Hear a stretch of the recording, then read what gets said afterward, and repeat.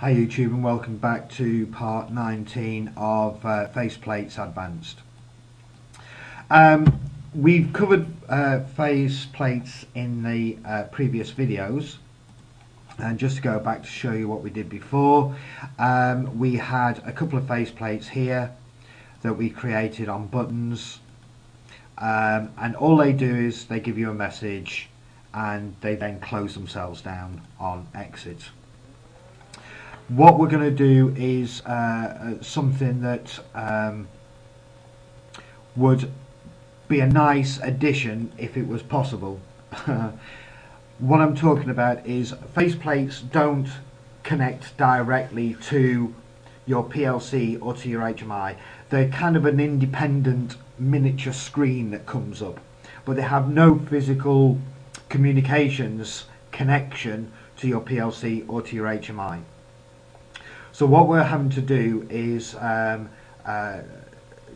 create that connection ourselves. Now, the reason, one of the reasons for this is, or that I've used in the past, is that I've wanted message warning screens, much like you get with Microsoft when you click a button or you say delete a file and it comes up with a little message, are you sure you want to delete this, yes or no? And they're brilliant because on some occasions you may have some buttons on your screen that will do something drastic to your machine, and when the operator presses a button, he may have caught it accidentally, he may have pressed it accidentally, or he didn't know that he wanted to press it, and it's sometimes an idea to put a little message up there saying the same thing, are you sure you want to do this? Because if you do, it could cut the whole system up. Now, just going as a slight sideline here, you do have the ability here in WinCC to add scripts, and you can create scripts in VB. It's all VB scripting. The problem is that one of the VB script commands is messagebox, MSGBOX, if any of you happen to know VB. The problem is that messagebox is not allowed in WinCC. From what I understand from the Siemens website and a couple of engineers I've spoken to in the past, is that messagebox is a potential hazard for being able to break into your program using viruses or hacking or whatever. So Siemens decided not to allow the use of messagebox. Now, I understand that this is from the flexible point of view. If you get the professional, full, all-blown WinCC, you can use messagebox. Quite honestly, I just think it's typical Siemens not giving you all the functionality again without paying twice as much for another piece of software. But hey, that's probably just me. So what we're going to do is we're going to create our own little message box. Now what we're going to do is we're going to turn a lamp on and send a signal to the PLC. So I'm going to cheat a little bit. I'm just going to copy the lamp that we had on our main screen, and I'm going to put it on our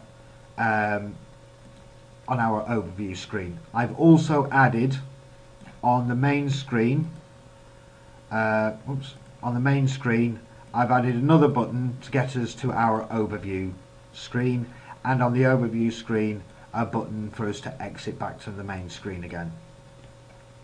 Okay, so we've put our lamp and our lens on this program now, on this screen, sorry. What I'm just going to make sure is the visibility, I'm going to untag and make sure that we've got nothing that I copied over from the main screen. Okay, so the first thing is we're going to create a button that is going to say lamp on. We just want to switch our lamp on, simple as that. Okay, oops, there we go. Go back to our general, and although we don't really need it, we'll just put that in there. Okay, I'll just size that a little better. Okay, so we're going to put our lamp on. Now we want to warn the user whether this is going to be, are they sure they want to do this. Obviously this could actually mean machine start or anything. So what we're going to do is we're going to right click and create our faceplate. So for starters, let's start creating our faceplate. So I'm going to start up in the top corner with a rectangle here, and I'm going to make that half size there, and I'm just going to order that to go to the background so that our button is on the top. I'm going to create another little rectangle just underneath it, and I'm going to order that to the background as well. Okay, and I'm just going to shift it up to create a nice little box, or two boxes I should say. I'm going to colour the border and the top fill in blue, and I'm going to do the border and the fill colour of the main one in red. I'm now going to add two little buttons. This is the stuff that we've done before when we created our faceplate. Okay, and I'm just going to set those texts to yes, and click that to no, and we're going to stick another little button, just a little one, and we are going to put on the X onto there. Okay, now not very light is that one, so what we'll just do is go to the properties, the text, and we'll just stick that to bold, and that makes it a little bolder. Okay, we'll pop that up in the top corner. Okay, and finally the other object that we want is our, or two objects actually.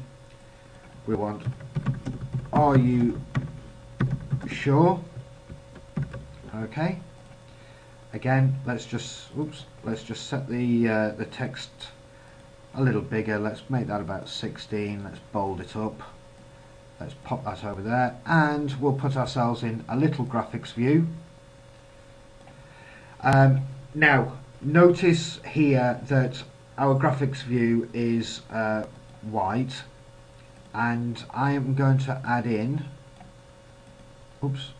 a little picture that I made up earlier. Now I did this in Paint, okay, which is not a problem, but I advise you to use PNG symbols, and the reason for that is if I change the background now of this fill colour, let's change it to yellow, you see how it still leaves that red bit in the triangle, or outside of the triangle, and that's because I used it as a JPEG. What I should have really done is create that yellow triangle on a PNG, or made it so that it went onto a transparent layer, and you can only save transparent layers under PNG files. So then it wouldn't matter. Each time I would have changed the background here, this red bit of the background would have gone with it and changed to the same colour, so that whenever I use this symbol, all I would have appeared, or all that would have appeared, is just a triangle. For the fact that I've got it red at the moment makes no difference, but just in the future I would suggest that you do that. GIMP is a program that you can create symbols in with transparent layers, and the great thing about it is it's free. Okay, so let's just quickly set our events now. So choosing the lamp on button, what we want to do is set a bit. Okay, so we're going to create our new value, tag 1. Okay, and that is going to be the animations of it, which is here. The visibility is that when tag 1 is high, it needs to disappear. Okay, we've done this in previous tutorials, so if you're unsure, go back to those. The rest of the symbols, I'm now going to choose all of the symbols together. So if I press, I've selected the red box.